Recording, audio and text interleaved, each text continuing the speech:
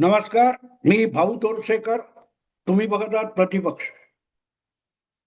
मित्रांनो, आपल्या समाजामध्ये म्हणजे प्रामुख्याने जे स्वतःला हिंदू म्हणवून घेतात अशा लोकांच्या अंत्ययात्रेमध्ये एक शब्द किंवा एक शब्दावली आपण अगत्याने ऐकतो. ती म्हणजे राम नाम सत्य है. ज्या वेळेला कुठल्याही व्यक्तीचा मृत्यू होतो आणि त्याला या जगातून निघून जाण्यासाठी जे अंत्यसंस्कार केले जातात, त्यासाठी त्याच्या घरापासून स्मशानभूमीपर्यंत जी अंत्ययात्रा काढली जाते, त्यामध्ये जिंदाबाद वगैरे अलीकडच्या घोषणा आहेत. पण मूलतः कुठच्याही हिंदू व्यक्तीच्या अंत्ययात्रेमध्ये राम नाम सत्य है हेच बोललं जात असतं. आणि ते दिल्लीपासून अगदी दक्षिणेपर्यंत तुम्ही बघाल तर तेच असतं. हे हिंदुत्ववादापासून राजकारणात बाळसेदार झालेल्या शिवसेनेला आत्ता आत्ता कळतंय. मुख्यमंत्री होण्याच्या मोहात सापडलेले उद्धव ठाकरे हे अशा प्रकारे पुरोगामित्वाकडे भरकटत गेले की बघता बघता त्यांच्या पिताजींनी स्थापन केलेली आणि वाढवलेली शिवसेना राम नाम सत्य होऊन संपली. आज त्या शिवसेनेचं नाव आणि निवडणूक निशाणी सुद्धा उद्धव ठाकरेंकडे उरलेली नाही.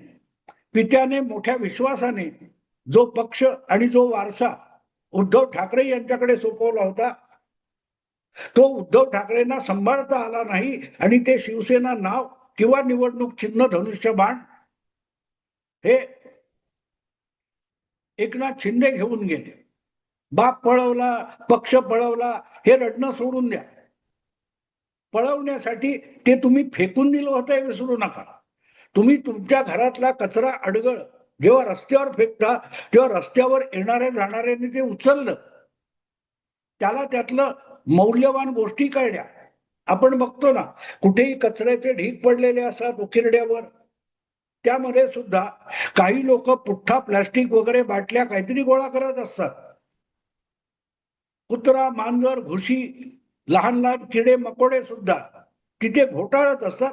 का त्यात काहीतरी उपयुक्त आहे तर ते आपण घ्यावं, भले माणसाने फेकून दिलं असेल किंवा त्यातलं कोणी उकिरड्यातलं कोणीतरी उचलून नेलं तर ते माझं होतं म्हणून रडण्याला अर्थ नसतो. तुम्ही उकिरड्यावर का फेकलं? गरज नव्हती ना, तुम्हाला ते उपयुक्त वाटत नव्हतं.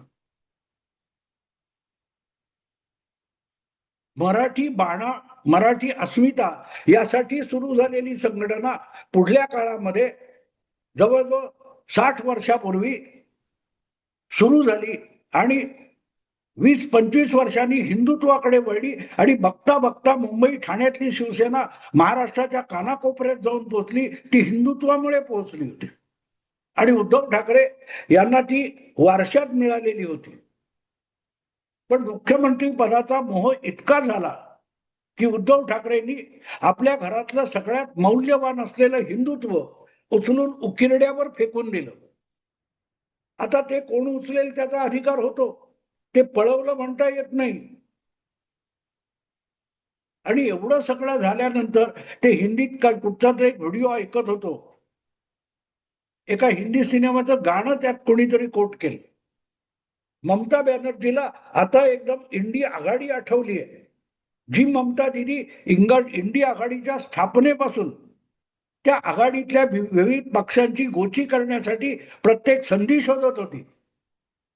ज्या नितीश कुमारांनी 2023च्या जून महिन्यामध्ये भाजप विरोधात इंडी आघाडी स्थापना करण्यात पुढाकार घेतला, देशभरच्या बिगर भाजपा पक्षांना आमंत्रण देऊन पाटण्यात बोलवलं, त्यांची बैठक घेतली आणि त्या बैठकीतून पुढे बंगलोरला बैठक घ्यायचं ठरलं. त्या बैठकीला आलेल्या ममता दिदी यांना आपण सोडून इतर कोणाचंही नेतृत्व मान्य नव्हतं आणि म्हणूनच त्या इंडी आघाडीला पुढे नाव देण्यात आलं. बैठक झाली तेव्हा नाव पण नव्हतं. त्या इंडिया आघाडीची पदोपदी घोची करण्याची संधी ममता दिदी शोधत होत्या. म्हणूनच ज्या आघाडीच्या स्थापनेसाठी आपण पुढाकार घेतला त्या आघाडीचं संयोजक पद हे उद्या पंतप्रधान पदावर दावा करील, म्हणून ते संयोजक पद नितीश कुमारांना मिळू नये यासाठी ममता दिदी आणि केजरीवाल डाव खेळले होते. आज जवळजवळ 3 वर्षानंतर ते दोघेही आपापल्या राज्यात आपापली सत्ता गमावून बसलेत आणि मग त्याला म्हणजे पर्टिक्युलरली ममता दिदींना परत एकदा इंडिया आघाडीची आठवण झाली आणि आता पण इंडिया आघाडी मजबूत करणार असं जेव्हा वक्तव्य ममता दिदींनी केलं त्याची खिल्ली उडवताना एका ज्येष्ठ हिंदी पत्रकाराने फार सुंदर वक्तव्य केलं. तो म्हणाला ते हिंदी चित्रपटाचं गाणं आहे ना की सब कुछ गवाकर होश में आए तो क्या हुआ. म्हणजे होतं ते शुद्धीत वापरलं असतं तर खूप मोठा पल्ला गाठता आला असता, पण सगळं गमवायचं आणि मग नशा जाते आणि शुद्धीत येतो, बघतो तर सगळंच गेलेलं आहे.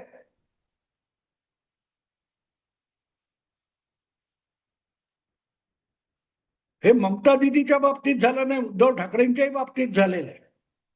ममता दिदींनी कारण नसताना श्रीरामाशी पंगा घेतला. भाजपला हरवायचं ठीक आहे, भाजप एक राजकीय पक्ष आहे, तुमचा प्रतिस्पर्धी आहे, त्याला हरवा. पण गेल्या 7-8 वर्षामध्ये ममता दिदींनी जणू काय प्रभू श्री रामचंद्राशीच लढाई सुरू केली होती. तुम्हाला आठवतो तो व्हिडिओ बघायला मिळेल की कुठल्या तरी बंगालमधल्या गावातून ममता दिदींचा मुख्यमंत्रीचा ताफा गाड्यांचा चालला होता. कुठच्या तरी गावाच्या चौकामधून त्या गाड्या जात असताना तिथे जमलेल्या लोकांनी जय श्रीराम घोषणा दिल्या तर गाड्या थांबून ममता दिदी उतरल्या आणि त्या गावकऱ्यांना धमकवायला लागल्या. जय श्रीराम या घोषणेने ममता दिदींनी विचलित होण्याचं कारण काय होतं? त्यांनी नरेंद्र मोदी जिंदाबाद म्हटलं नव्हतं, त्यांनी भाजप जिंदाबाद म्हटलं नव्हतं. जय श्रीराम म्हटल्यानंतर ममता दिदी जेव्हा गाड्या थांबून रस्त्यावर उतरतात आणि त्या गावकऱ्यांना सामान्य जनतेला धमक्या देतात तेव्हा त्यांनी श्रीरामाविरुद्ध लढाई पुकारली होती हेच कळतं. हाच त्याचा अर्थ निघतो. आणि ममता दिदीचा पराभव झाल्यानंतर गेल्या महिन्याभरात बंगालमध्ये 2 घोषणा ऐकायला येतात. टीएमसी चोर चोर, जय जय श्रीराम.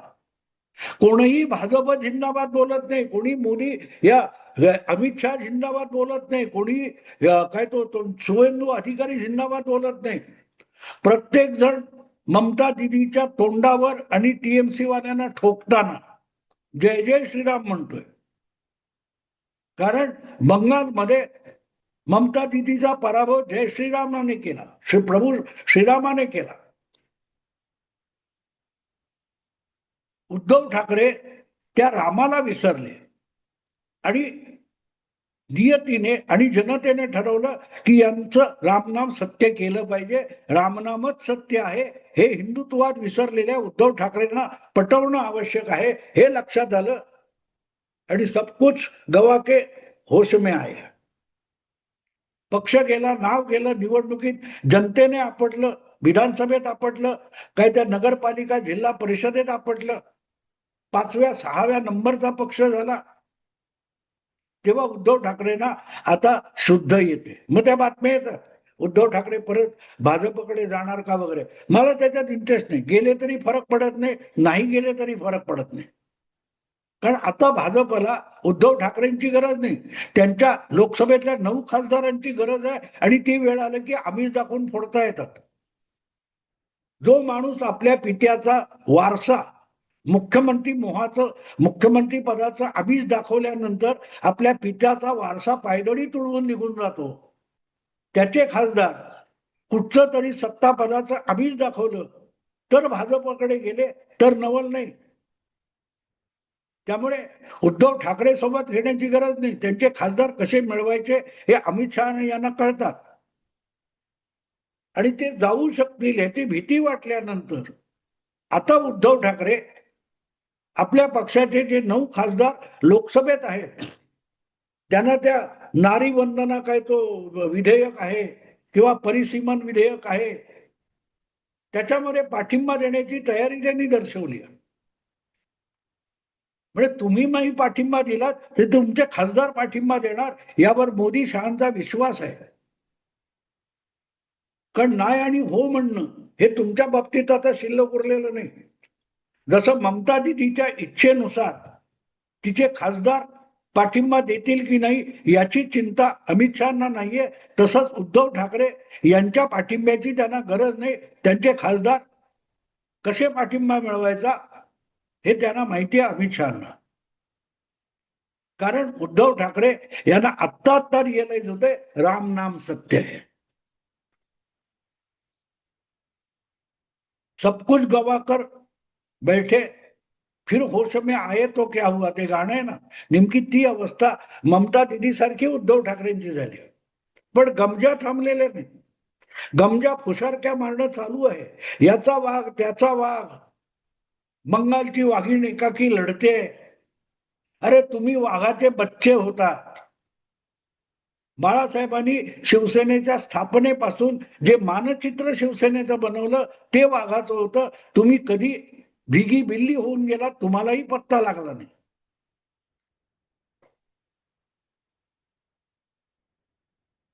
जो उद्धव ठाकरे यांना मतदाराने राम नाम सत्य किती असतं हे अनुभवातून दाखवलेले, अनुभवातून दाखवले. तो आता तुम्ही पाठिंबा देऊन काय तुमच्या सर्वांवरचा विषयच नाहीये.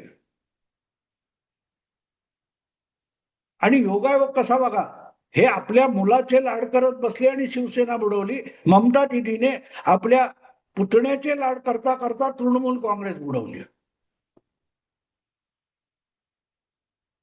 ज्या बळावर तुम्ही प्रतिष्ठा मिळवली, ताकद मिळवली, त्यालाच तुम्ही लाथ मारणार असाल.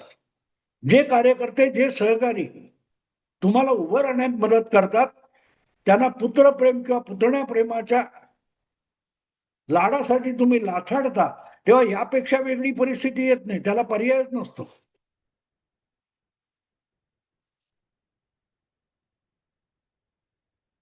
रामनाम सत्य आहे हे जिवंतपणी पण मान्य करता येतं.